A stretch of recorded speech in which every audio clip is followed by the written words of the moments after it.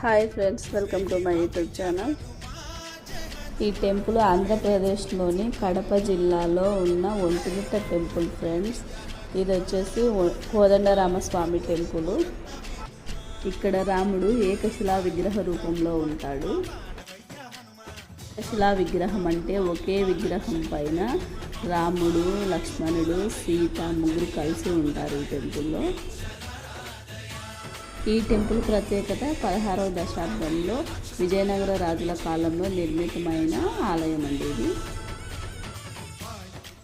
ఈ టెంపుల్ మరో ప్రత్యేకత ఏంటంటే, మనం ఎక్కడ చూసినా రామాలయంలో ఖచ్చితంగా హనుమంతుడు ఉంటాడు, కానీ ఇక్కడ హనుమంతుడు ఉండడు. అదే ఈ టెంపుల్ యొక్క ప్రత్యేకత.